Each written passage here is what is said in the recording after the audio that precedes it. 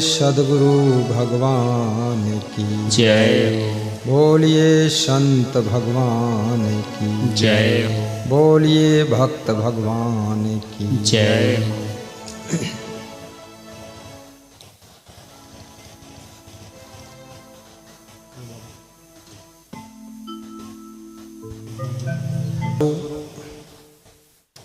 संत,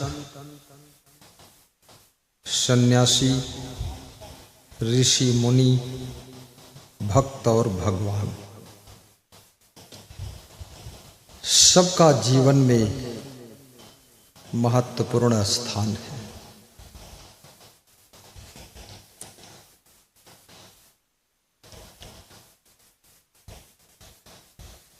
सद्गुरु कबीर साहिब से किसी ने प्रश्न पूछा है,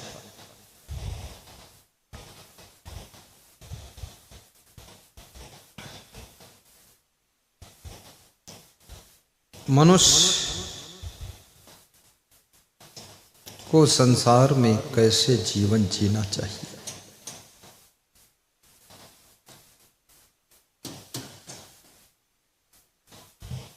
हमारे तिलक प्रबंधक सबको तिलक लगाने के लिए आ रहे हैं। तिलक लगवाइए और तिलक के थाल में श्रद्धा हो तो दक्षिणा भी अर्पित करिए।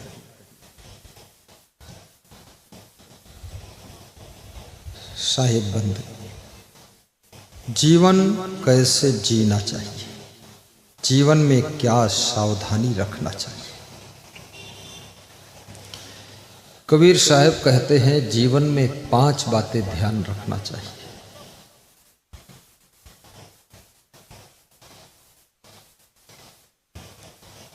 दूसरा प्रश्न,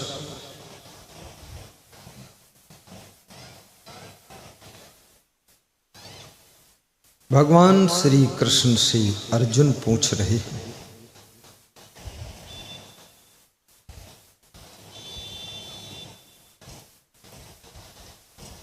वे कौन से लोग हैं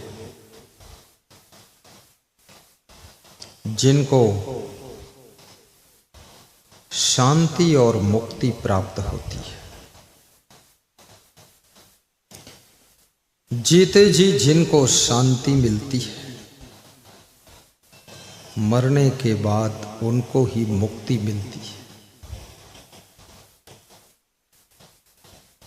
जो जीवन में अशांत है,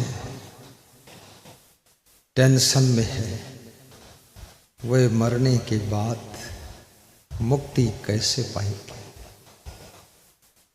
शांति और मुक्ति का घना रिश्ता है। कृष्ण कहते हैं अर्जुन,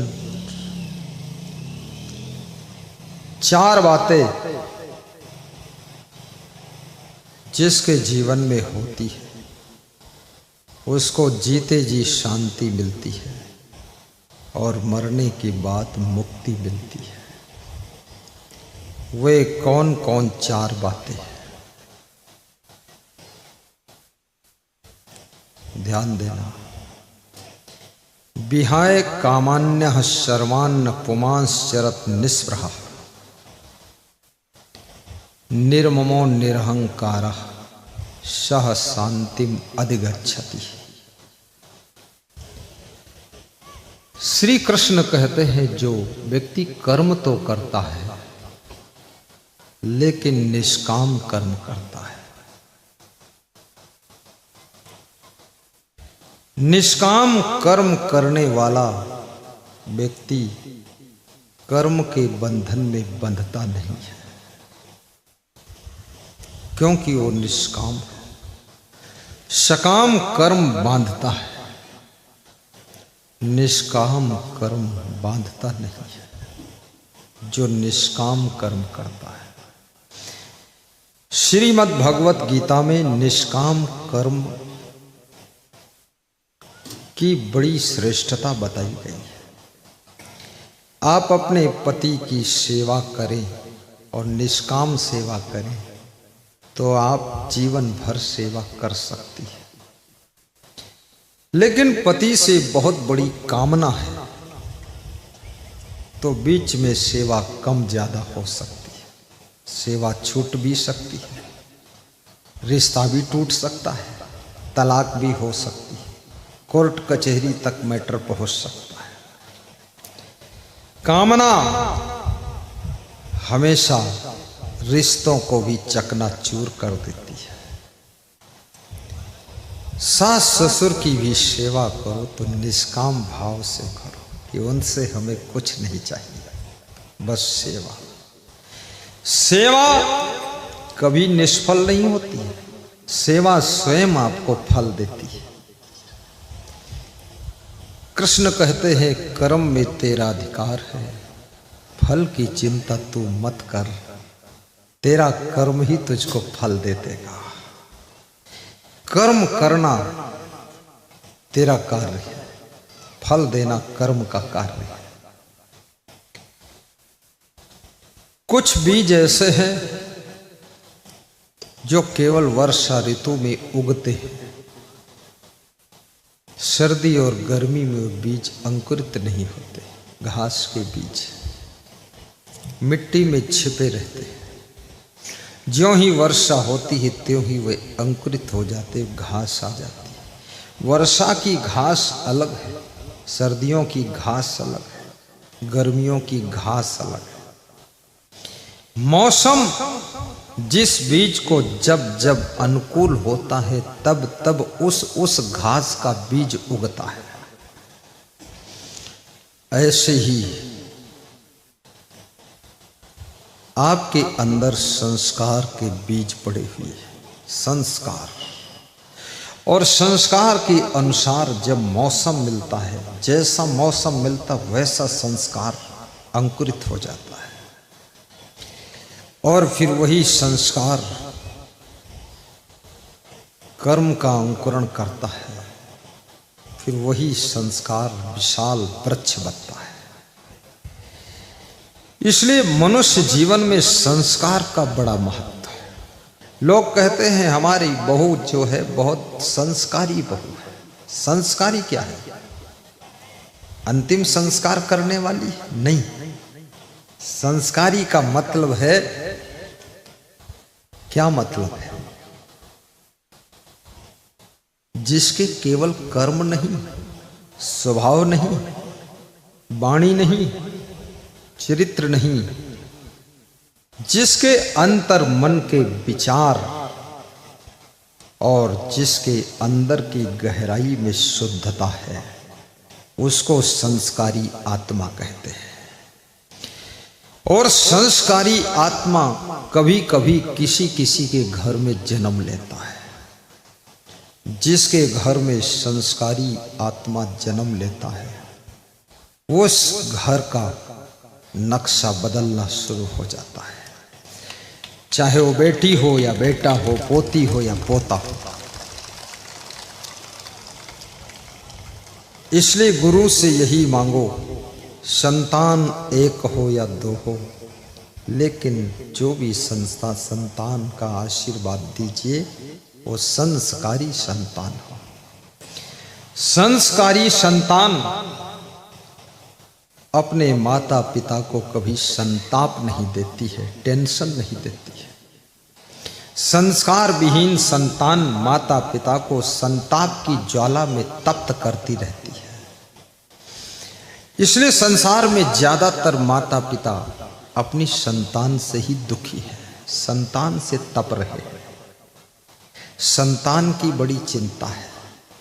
कितने माता पिता तो अपनी संतान को बचाते बचाते थक चुके हैं, बचाते रहते हैं कि जरा सा इसको अकेले छोड़ दोगे कुछ गड़बड़ कर देगा। अब ये क्या लफड़ा है। कितने गुरु भी थक गए अपने चेलों से, उनको डर है चेला को अकेले छोड़ दोगे कुछ गड़बड़ कर देगा। अरे ये नालायक चेला है, ये धूर्त संतान है कि शत्रु है। कहीं अकेले हो जाओ तो भी माँ बाप को डर न लगे, सास ससुर को भय न लगे, गुरु को भय न लगे, गुरु भाइयों को भय न लगे कि अकेले हैं तो बिगड़ जाएंगे। कैसे बिगड़ जाएंगे? सूरज अकेला है, कभी बिगड़ा बराबर रोशनी देता है। कोई नमस्कार करे तो भी रोशनी देता है। कोई कहे, कितने लोग सूरज को गाली भी देते हैं, कहते साला बहुत तप रहा है, साला बोलते हैं। लेकिन सूरज नाराज नहीं होता, साला बोलो चाहे जीजा बोलो। वो सूरज समझता मैं न किसी का साला हूं न जीजा हूं, ये साला बोलने वाला साला खुद ही खराब है साला। सूरज भी समझता है साला साला करते हो। सूरज अपने संस्कार, अपना स्वभाव चेंज नहीं करता है। इसलिए 84 योगा में एक सूर्य नमस्कार का योगा है। अगर 84 योगा करने का तुम्हारे पास में वक्त नहीं है तो सिर्फ एक योगा कर लीजिए जिसका नाम है सूर्य नमस्कार। सभी महिलाएं करीब करीब बीमार हैं। मेरे पास जितनी महिलाएं आती हैं सब बीमार आती हैं। दूसरा कुछ आशीर्वाद मांगती ही नहीं, बस यही मांगती है बीमार बहुत हो, बहुत बीमारी है। तो मैं मुस्कुरा देता हूँ। मैंने कहा जांच कराओ, कोई बीमारी नहीं। बोले जांच कराते तो कोई बीमारी नहीं। तो मैंने कहा झूठ क्यों बोलते हो, बीमार बीमार बीमार। बोले मैं हूँ बीमार गम, क्या करूँ हम, निकल गई दम। अब ये क्यों बीमार इतना? मशीनों ने इंसान का काम छीन लिया है। और जब मशीनें इंसान के काम को करने लग जाती है तो इंसान आराम से बैठा रहता है, बुद्धि लगाता रहता है, शरीर हिलता डुलता नहीं है, शरीर से एक्टिविटी होती नहीं, तो शरीर बीमार हो जाता है। जितनी लड़कियां बहू बनकर जाती हैं ससुराल में, सब बीमार बनकर आती हैं। इधर से गई थी